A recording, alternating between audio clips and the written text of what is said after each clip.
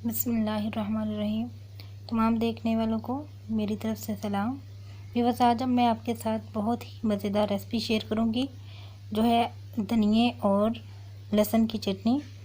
तो इसके लिए मैंने थोड़ा से धनिए के पत्ते लिए हैं, थोड़े से मैंने पुदीने के पत्ते लिए हैं, 2 अदद जो है छोटे पीस मैंने लिए हैं लहसुन के, 2 से 3 मैंने सब्ज़ मिर्ची लिए हैं। तो चलिए रेसिपी को शुरू करते हैं।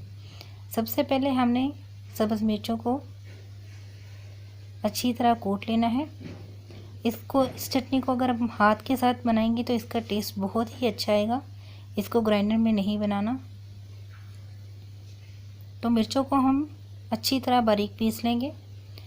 उसके बाद हम लहसुन को मिर्चों के अंदर शामिल कर देंगे और इसको अच्छी तरह हम पीस लेंगे।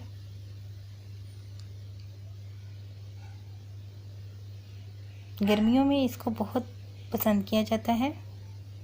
इसको आप चावल रोटी किसी भी चीज़ के साथ खा सकते हैं। अब हम पुदीने को ऐड कर देंगे और धनिया ऐड कर देंगे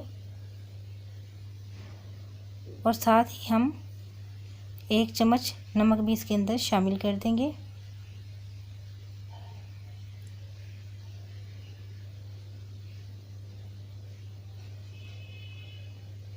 नमक शामिल करके इसको दोबारा से हम अच्छी तरह पीस लेंगे।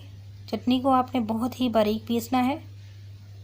जितना हम इसको बारीक पीसेंगे इसका जायका उतना ही अच्छा आएगा और लहसुन पुदीने के साथ इसका जायका जो आता है वह बहुत ही मज़े का आता है। आप इस रेसिपी को ज़रूर ट्राई करिएगा। ये मैदे के लिए भी बहुत अच्छी होती है। तो इसको बारीक पीसने के बाद अब हम इसको शामिल कर देंगे दही के अंदर। तो यहाँ पर आधा किलो मैंने दही ले लिया है, उसके अंदर मैंने इस चटनी को शामिल कर दिया है। यहाँ पर अगर आपको दही के अंदर नमक कम लगे तो नमक आप दोबारा शामिल कर सकते हैं।